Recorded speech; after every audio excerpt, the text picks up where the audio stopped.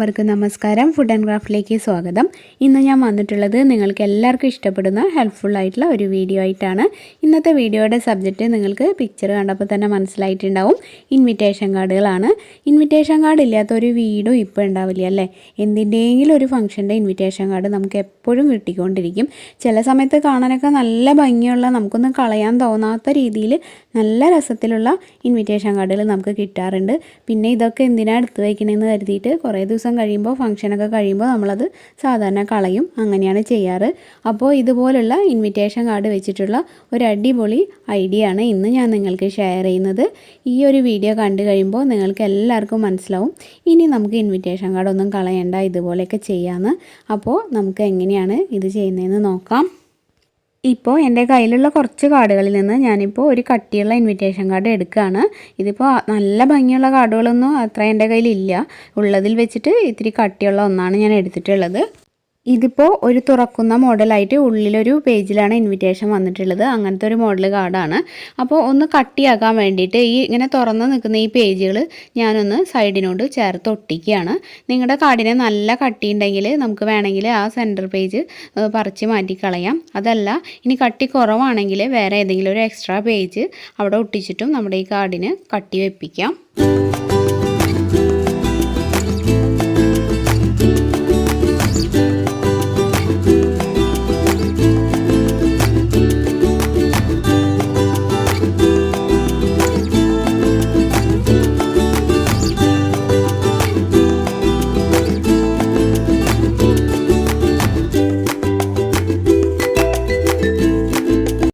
ഇപ്പോൾ ഞാൻ രണ്ട് സൈഡിനെയും കട്ടിയുള്ളതാക്കിയിട്ടുണ്ട്.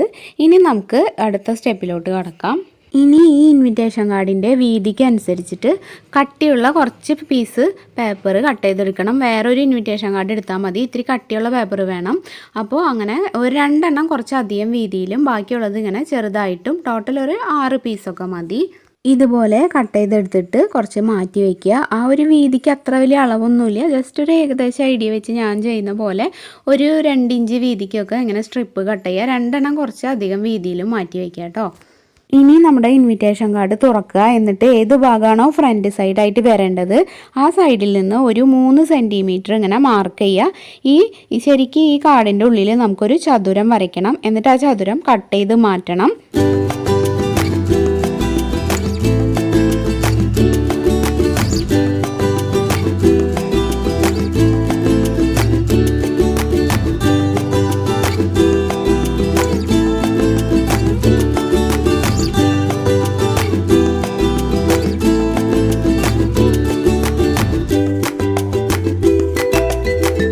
ഇപ്പോൾ നമ്മൾ കാർഡ് കട്ട് ചെയ്ത് കഴിഞ്ഞു.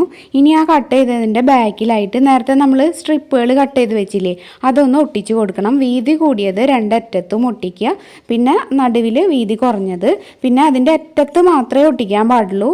ഒരു ചെറുതായിട്ട് ആ ഒരു സൈഡിൽ മാത്രം പശയാക്കിയിട്ട് ഒട്ടിച്ചാൽ മതി.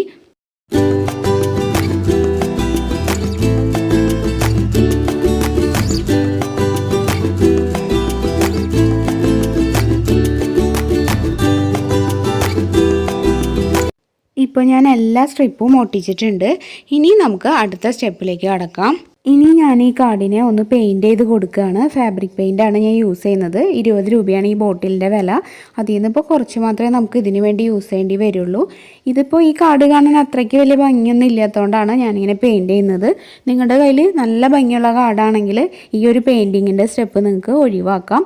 അതുപോലെ പെയിൻറ്റിന് പകരം നല്ല ഭംഗിയുള്ള പേപ്പറൊക്കെ ഉണ്ടെങ്കിൽ നിങ്ങൾക്ക് അത് ഒട്ടിച്ചു കൊടുത്താലും മതി.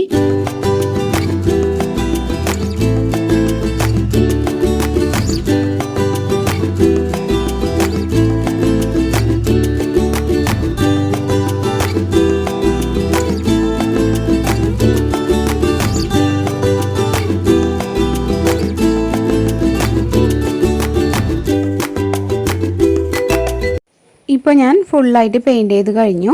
ഇനിയിപ്പോൾ ആ സ്ട്രിപ്പിലൊന്നും പെയിൻറ്റ് ചെയ്യേണ്ട, അതൊന്നും അങ്ങനെ കാണില്ല. അപ്പോൾ ഇനി നമുക്കിത് കുറച്ച് സമയം ഉണങ്ങാനായിട്ട് വെക്കാം. ഒരു മണിക്കൂറൊക്കെ വെച്ചാൽ മതി. ഫാനിൻ്റെ അടിയിൽ വെച്ചോളൂ. അപ്പോൾ വേഗം തന്നെ ഉണങ്ങി കിട്ടും.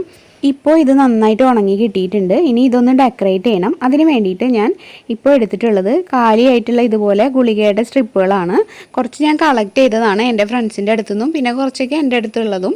കുറച്ച് വൈറ്റമിൻ ഗുളികയുടെയൊക്കെയാണ് അധികം ഉള്ളത്. ഇതിൽ നമ്മൾ ഏതെങ്കിലും ഒരു ഗുളികയുടെ സ്ട്രിപ്പ് എടുക്കുക, എന്നിട്ട് അതിന് നമ്മളിങ്ങനെ ഗുളിക എടുക്കുമ്പോൾ അതിങ്ങനെ പ്രസ് ചെയ്തിട്ട് ഇങ്ങനെ അമർന്നിരിക്കുന്നുണ്ടാവും. ഒരു പെൻ വെച്ചിട്ട് ഇങ്ങനെ അതൊക്കെ ഒന്ന് ഉയർത്തി ശരിയാക്കുക. എന്നിട്ട് അത് ഓരോന്നായിട്ടൊന്ന് കട്ട് ചെയ്തെടുക്കണം. ഏത് രീതിയിലുള്ള എങ്ങനെയുള്ളതാണ് നിങ്ങൾക്ക് വേണ്ടതെന്നുണ്ടെങ്കിൽ ആ ഗുളികയുടെ നമുക്ക് കട്ട് ചെയ്തെടുക്കാം.